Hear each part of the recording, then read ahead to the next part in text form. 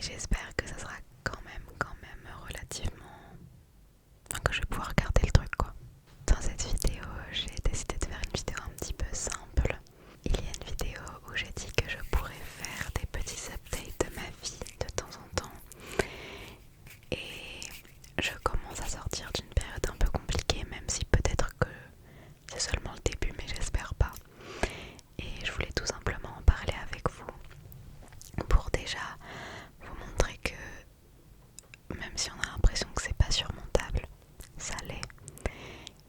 Et que voilà, vous faire des petites affirmations positives pour qu'on ressorte de cette vidéo plus confiant et qu'on s'aime tout simplement. Et ça c'est le plus important en fait. Donc j'ai rien prévu en fait, j'ai fait cette vidéo en mode allez on y va. Mais donc je pense que je vais pouvoir faire quelques triggers.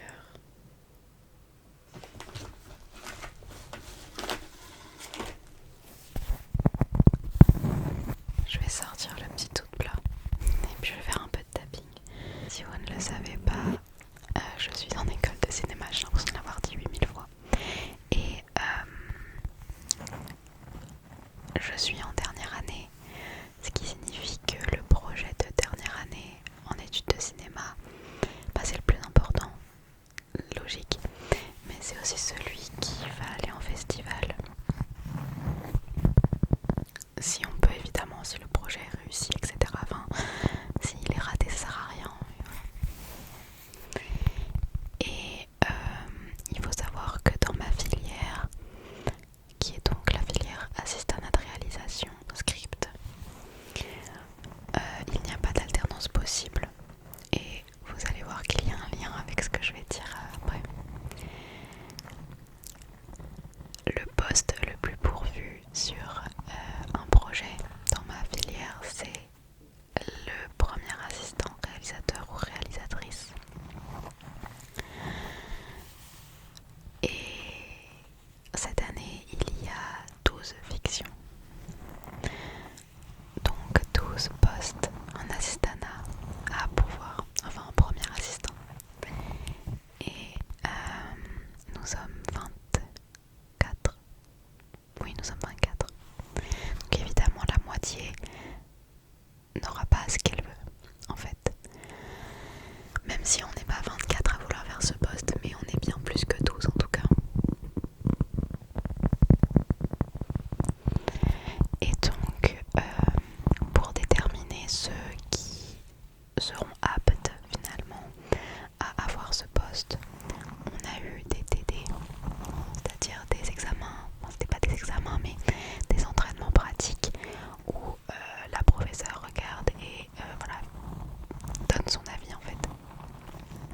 Sauf que c'est pareil sur le TD, on n'est pas tous passés en premier assistant et moi je suis passée en premier assistant.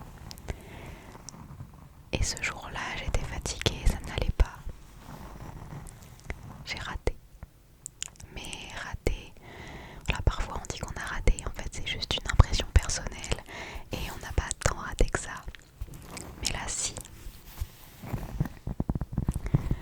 J'ai eu un petit mot du professeur à la fin du TD pour me dire que j'avais raté, comme si je ne le savais pas déjà, et que je n'avais pas les capacités requises pour être première assistante.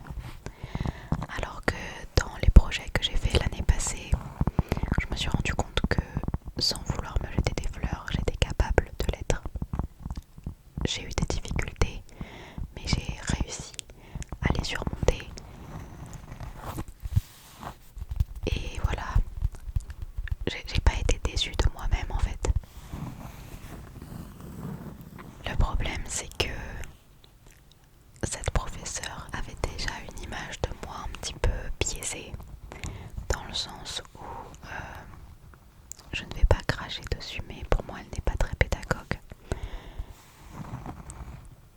puisque elle est, comment dire, elle juge sur des petites parcelles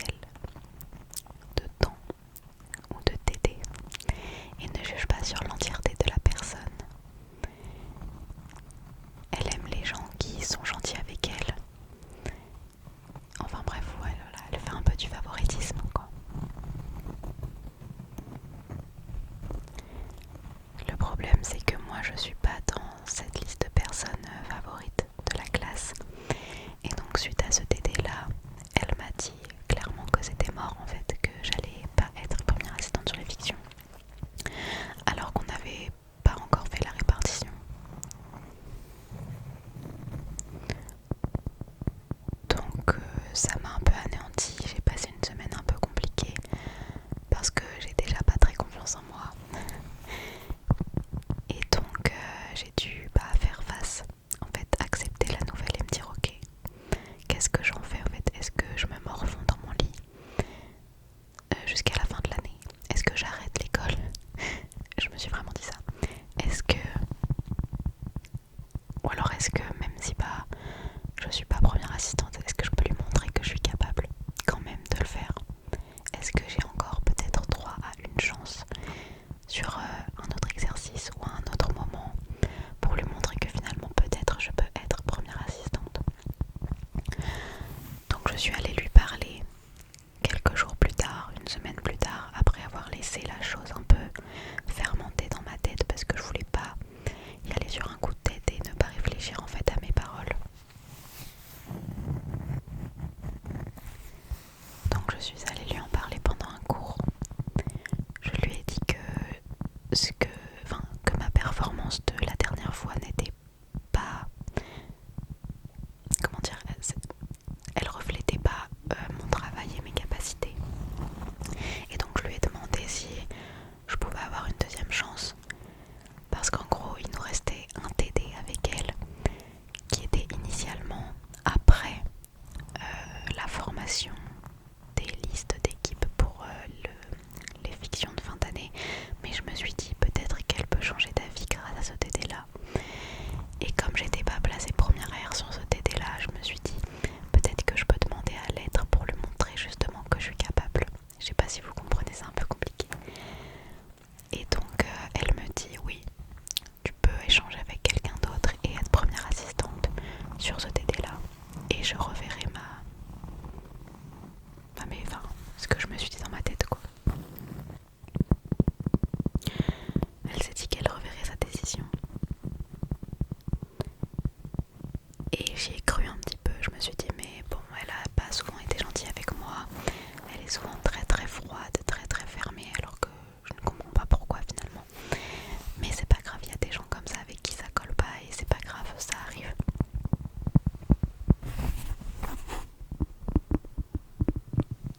Mais du coup, là j'avais repris un peu de confiance en moi.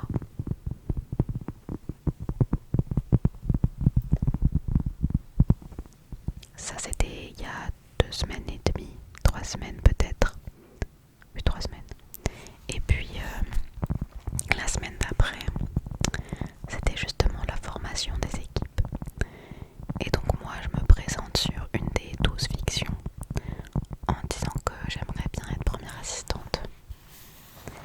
Le problème, qui était vraiment inévitable, c'est qu'une autre fille de ma classe était présentée pour être première assistante sur cette fiction-là. Et autant pour les autres fictions où il y avait plusieurs personnes qui voulaient ce poste, la prof a dit voyez entre vous, c'est pas moi qui choisis qui sera première assistante, etc. Enfin bref, elle a pas fait de favoritisme. Autant quand on est arrivé à celle où je m'étais présentée, elle a dit devant toute la classe bon je suis désolée Lucie, mais non, elle avait pas l'air désolée, mais je vais choisir donc l'autre personne qui est dans ma classe. Je me suis dit mince, elle m'a promis de revoir sa décision grâce au TD qui arrive bientôt. Et en fait pas du tout. Dans sa tête elle avait déjà sa décision et elle m'a menti. Donc je me suis dit mais pourquoi me mentir? Je comprenais pas en fait. Et donc moi qui arrive quand même souvent à bien garder mes émotions, etc., à bien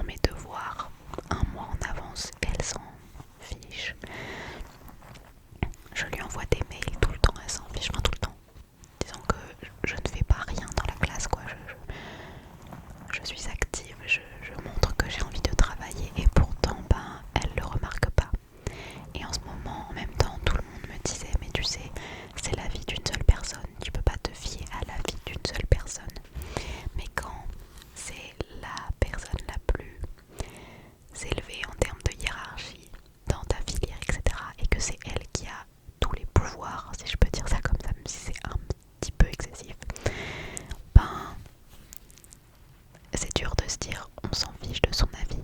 Parce qu'en soi, moi, le seul avis que je veux, c'est le sien, en fait. Donc c'était un peu compliqué. Et puis comme la première fois, après le premier tété qui s'est mal passé, voilà, je me suis renfermée sur moi-même et j'ai fait un petit épisode de déprime où vraiment j'arrivais pas à dormir. Bon, c'est encore très compliqué le sommeil. Je mets beaucoup de correcteurs là sur mes cernes, mais voilà, j'ai du mal à dormir, j'ai du mal à me lever parce que j'ai pas envie d'y aller, parce qu'en fait je me dis mais en fait même si j'y vais, j'ai aucune absence, mais ça veut rien dire. Enfin, voilà. J'avais l'impression en fait de faire des efforts pour rien. Mon copain me disait mais tu travailles pour toi, on s'en fiche d'elle, voilà, toi tu sais ce que tu vaux, etc. Mais en fait il y a un moment où même moi je ne savais plus ce que je valais. Et donc cette semaine-là, la semaine où je vous filme la vidéo, enfin c'est la toute fin de la semaine là parce que je me perds en fait dans les semaines, mais bref. Ce mardi-là, c'était du coup le deuxième TD où j'avais demandé à remplacer quelqu'un en première assistante pour pouvoir lui prouver justement que je savais faire et qu'elle s'était trompée. Donc ça faisait une semaine que j'étais pas bien parce que je ne pensais qu'à ça. Je me disais mais en fait là j'ai plus rien à perdre parce que je ne suis définitivement pas première assistante sur les fictions. Mais mon deuxième objectif après celui-là, c'était de lui montrer qu'elle avait tort. Donc j'ai vraiment beaucoup bossé. J'ai vraiment bossé sur moi. J'ai préparé mentalement ce TD. Parce que en fait l'erreur que j'ai faite, c'est que pendant le premier TD, quand elle me faisait des remarques, je le prenais trop à cœur et après j'arrivais pas à enchaîner. Que là il fallait que je me dise ok, même si elle me dit un truc méchant ou pas très agréable du moins, ça rentre par une oreille, ça sort par l'autre. Et à la fin du TD, on analysera tout ce qu'elle m'a dit pour en ressortir les vrais conseils.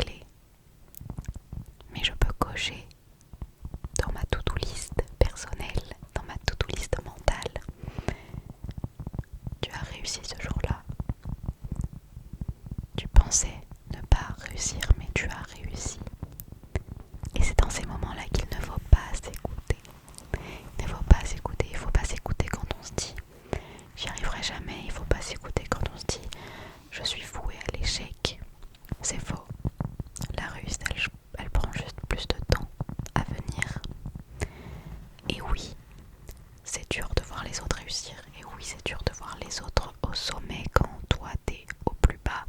C'est dur. Et je le sais parce que là rien n'est résolu. Comme je viens de te le dire, personne n'a entendu dans ma classe ma prof me dire que c'était mieux. Tout le monde pense que je suis encore nulle. Même si en fait mon niveau n'a pas augmenté entre le TD où j'ai raté et le TD où j'ai réussi. Rien n'a changé. Il y a eu 2 semaines entre les deux, donc mes capacités n'ont pas changé. Mais ce n'est pas grave, on a le droit de rater un jour. On a le droit de ne pas être au top tout le temps. On a le droit d'être fatigué, d'être mentalement épuisé. On a le droit d'avoir besoin de calme. On a le droit d'avoir besoin d'une pause. C'est normal, il y a des gens qui vont à 100 à l'heure tout le temps en continu. Et c'est comme ça qu'ils fonctionnent. Mais il y a des gens qui ont besoin de pause. Comme ça, la pause.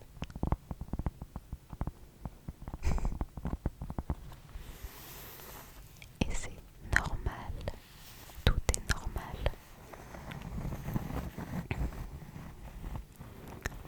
Tu ne peux pas avancer si tu n'acceptes pas que ce que tu ressens est normal.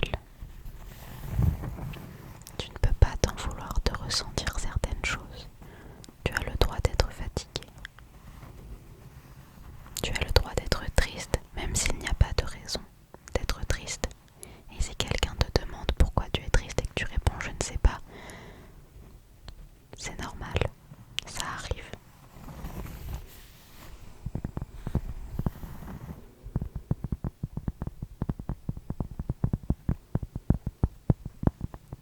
Le plus important, c'est que quand tu te sens mal envers toi-même, tu te rends compte qu'en fait, tu te focalises que sur les choses négatives qui t'arrivent ou sur les choses négatives que tu fais.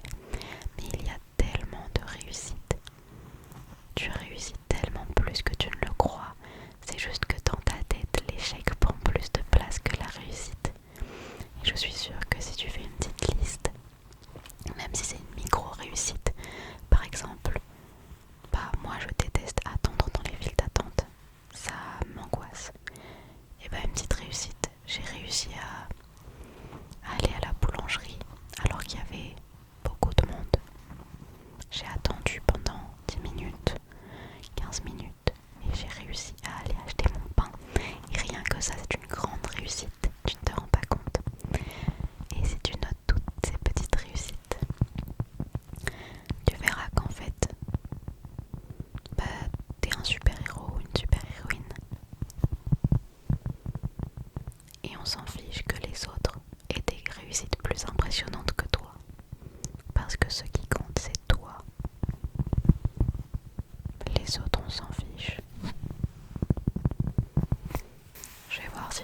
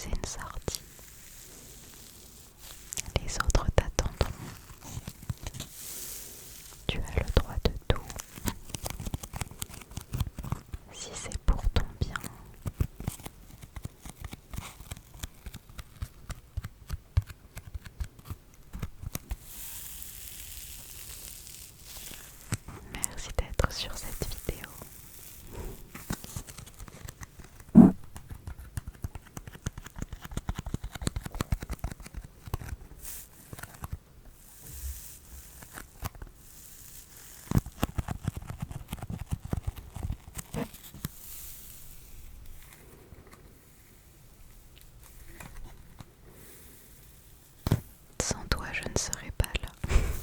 Et ça c'est vrai.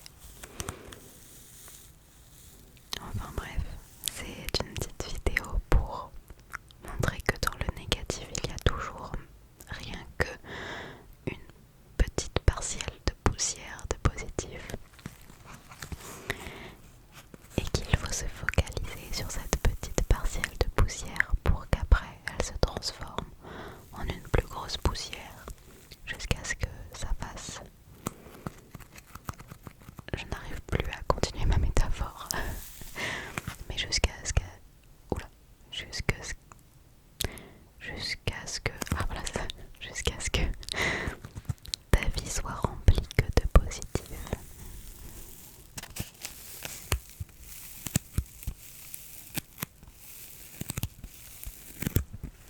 Je suis fière de toi. Très fière de toi. C'est normal de ne pas savoir ce que l'on veut faire plus tard. J'aborde un peu tous les sujets, mais il y a plein de choses qui me viennent en tête. C'est normal de prendre plus de temps que d'autres à trouver sa voie. Et c'est normal de ne peut-être pas avoir de voix. VOIE, hein. C'est normal. C'est normal de ne pas être dans la normalité. Parce que la normalité, elle n'existe pas. Celle qui dit depuis tout à l'heure, c'est normal.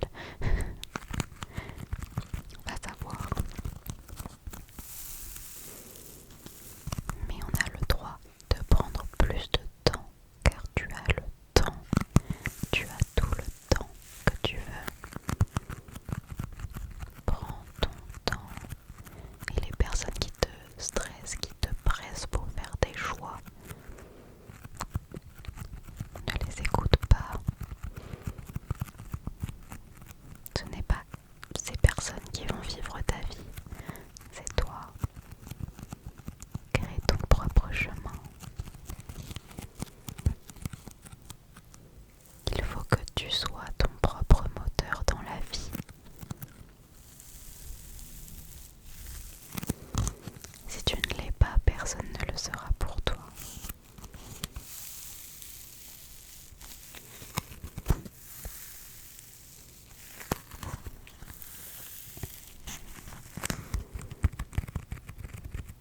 J'espère